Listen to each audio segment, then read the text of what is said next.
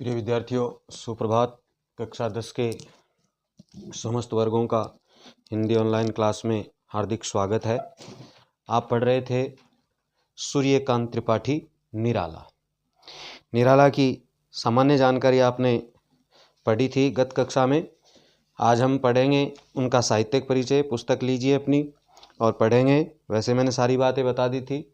सूर्यकांत त्रिपाठी यानी छायावाद के 4 प्रमुख कवि थे: महादेवी वर्मा, सूर्यकांत त्रिपाठी निराला, जयशंकर प्रसाद और सुमित्रानंदन पंत। तो ये भी कौन से काल के कवि हैं? छायावाद के कवि हैं। किसके? छायावाद के कवि हैं। और निराला इनका क्या है? उपनाम है साहित्य में।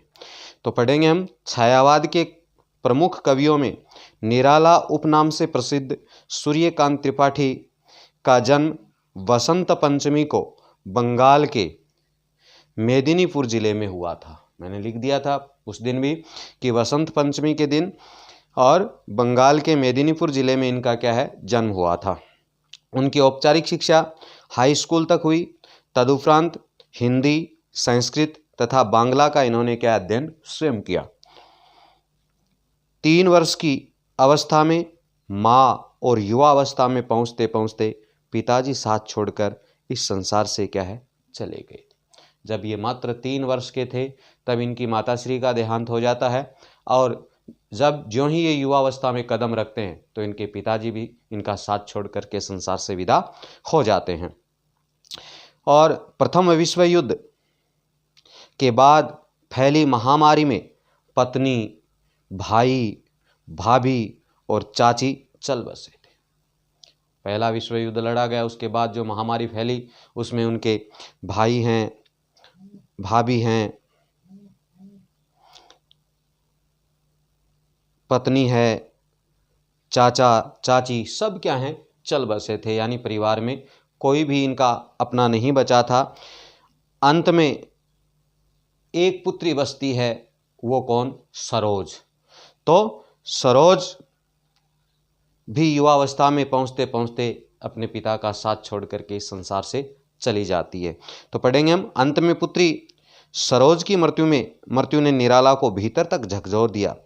अपने जीवन में निराला ने मृत्यु का जैसा साक्षात्कार किया था उसकी अभिव्यक्ति उनकी कई कविताओं में क्या है? दिखाई देती है।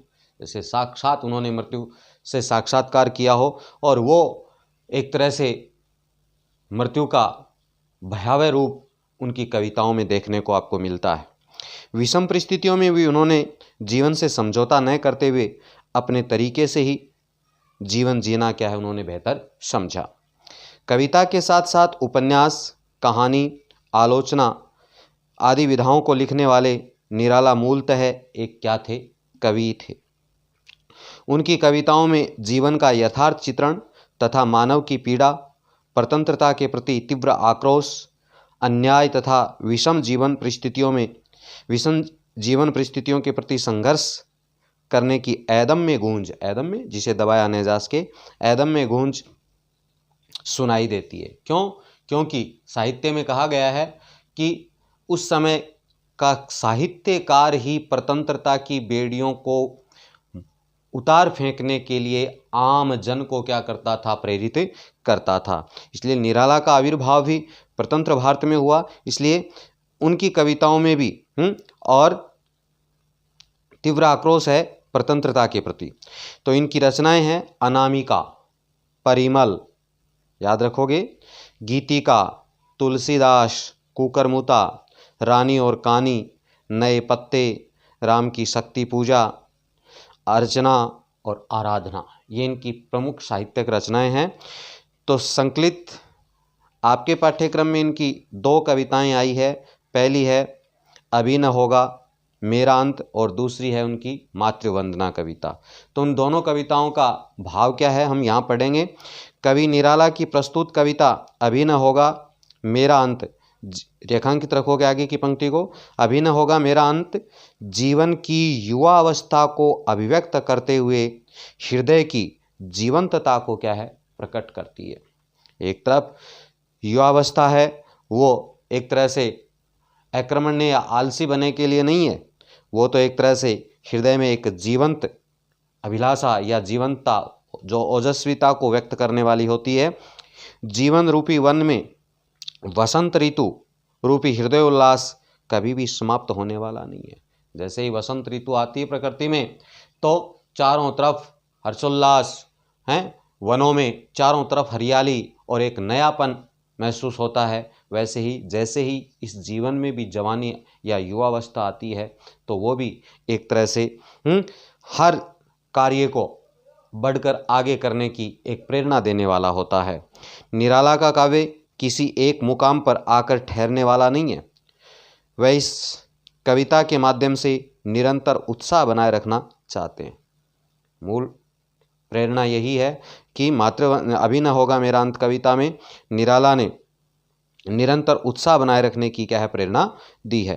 तभी वे कहते हैं कि अभी न होगा मेरा अंत, अभी अभी तो आया है मेरे जीवन में मृदुल बसंत।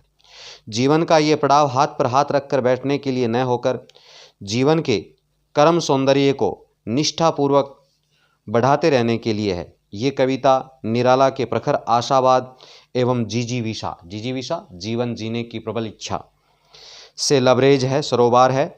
शब्द चयन एवं भाव सौंदर्य इसका अनुपम है।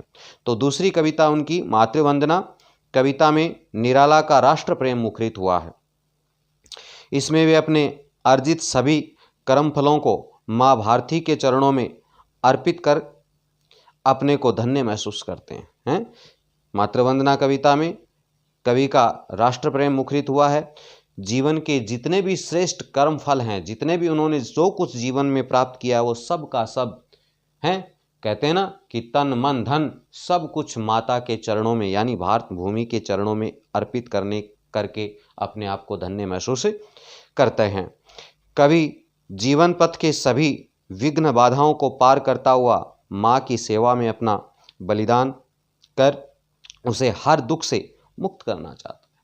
उस समय की तो भारत माता की सबसे बड़ी पीड़ा थी, तो वो थी गुलामी, स्वतंत्रता की पीड़ा। इसलिए अपने आप का बलिदान करके भी कभी उसे उस स्वतंत्रता की या गुलामी के दुख से मुक्त करना चाहता है।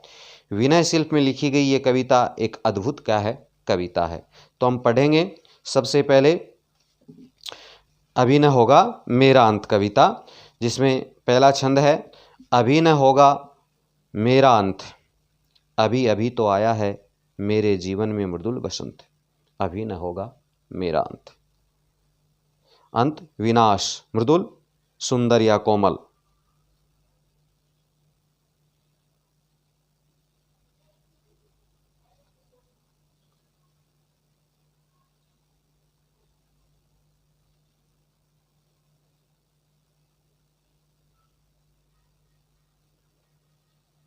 तो देखिए कवि ने प्रस्तुत छंद में जीवन के प्रति आशा और उत्साह का स्वर क्या है व्यक्त किया है। प्रसंग अगर कहें तो अभी न होगा मेरा अंत, अभी अभी तो आया है मेरे जीवन में मृदुल बसंत, अभी न होगा मेरा अंत। इस कवि छंद के माध्यम से कवि ने जीवन के प्रति आशा उत्साह का स्वर क्या है व्यक्त किया और कहा है कि अभी न होगा मेरा अंत, अभी अभी तो आया है मेरे जीवन में मृदुल बसंत।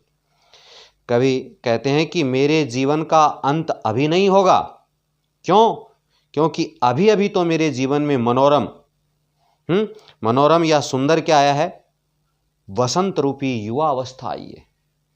अभी मेरे जीवन का अंत होने वाला नहीं है। क्यों? क्योंकि अभी अभी तो मेरे जीवन में बसंत रूपी अर्थात युवा अवस्था क्या है आई है। अभी तो मेरे जीवन का ये क्या है प्रथम ही चरण है।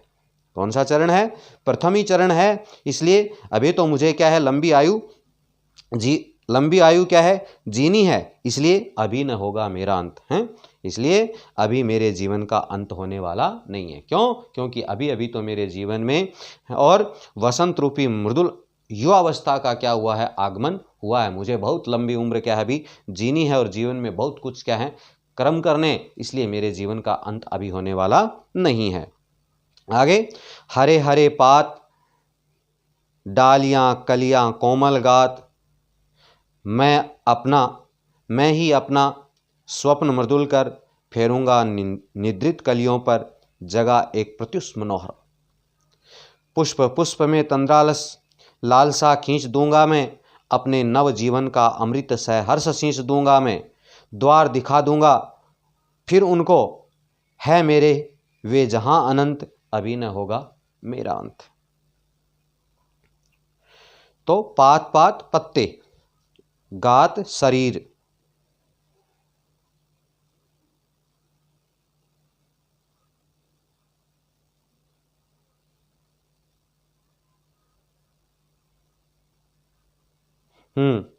निद्रित निद्रामग्न यानी सोई हुई।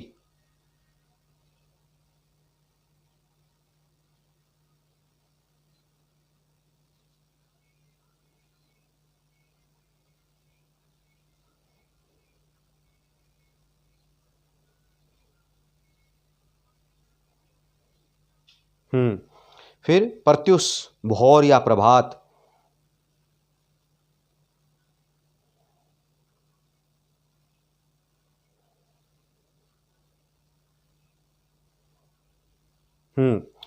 फिर तंद्रालस आलस्य से ग्रसित, आलस्य से ग्रसित।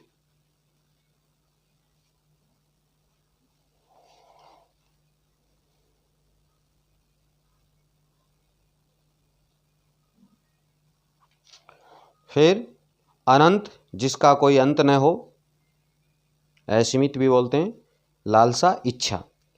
तो देखिए, हरे हरे ये पात, डालियां कलियां कोमल गात। प्रस्तुत छंद में कवि ने वसंत के रूपक के द्वारा यानी वसंत का माध्यम लेकर के अपनी जिजीविषा का क्या है भाव व्यक्त किया है और कहा है कि हरे हरे ये पात, डालियां कलियां कोमल गात। कवि ने कहा है कि अभी तो मेरे जीवन में, जैसे पूर्व पढ़ रहे थे, जीवन में वसंत ऋतु का आगमन हुआ है, तो अभी वसंत आगमन से यानी वसंत रूपी आगमन से हैं ये हरे हरे पत्ते और कलियों से डालियों का सुंदर आकार क्या है निखरा है। हरे हरे ये पात, डालियां कलियां कोमल गात, यानी इन जीवन में वसंत रूपी और युवावस्था आने से इस शरीर रूपी वन में क्या है, हरे हरे पत्ते हैं, हरे हरे पत्ते और कलियों से डालियों का सुंदर क्या है आकार निखरा है। अर्थात यौवन आने से मेरे शरीर का सुंदर क्या हुआ है, विकास हुआ है। आगे, मैं ही अपना स्वप्न मृदुल कर, फेरूंगा निद्रित कलियों पर जगा एक प्रत्युष मनोहर। कवि ने कहा है कि मैं अपनी मधुर भावनाओं रूपी कोमल हाथों से, मधुर भावनाओं रूपी कोमल हाथों से इन अलसाई हुई कलियों का स्पर्श क्या है करूंगा। मैं अपना स्वप्न मृदुल कर फेरूंगा निद्रित कलियों पर, यानी मैं अपनी मधुर भावनाओं रूपी कोमल हाथों से इन अलसाई हुई कलियों का स्पर्श करूंगा तथा इनमें एक उत्साह क्या है भर दूंगा। और क्या, जगह एक प्रत्युष मनोहर, मैं इनके जीवन में क्या करूंगा, प्रत्युष एक सुंदर या एक नए प्रभात का क्या है उदय लाऊंगा। पुष्प पुष्प से तंद्रालस लालसा खींच दूंगा मैं, अपने नव जीवन का अमृत सहर्ष सींच दूंगा मैं। क्या कहा है कि मेरे जीवन रूपी वसंत इस काल में डालियों के अनेक जो पुष्प खिले हुए हैं, उन समस्त पुष्पों की तंद्रालस यानी सारा आलस्य मिटाकर हैं उन्हें एक नई लालसा या नए उत्साह भर करके या एक नए स्वप्न की आशा मैं उनमें भर दूंगा और अपने नए जीवन या अपनी युवावस्था का जो उत्साह पूर्वक अमृत है वो उनमें क्या है भर दूंगा। और द्वार दिखा दूंगा फिर उनको, है वे मेरे जहां अनंत, अभी न होगा मेरा अंत। मैं उन्हें सफलता का एक नया अनंत क्या है द्वार दिखा दूंगा, इसलिए अभी मेरे जीवन का अंत होने वाला नहीं है, इसलिए अभी मेरे जीवन का अंत होने वाला नहीं है। तो आज के लिए इतना ही, शेष कल। धन्यवाद।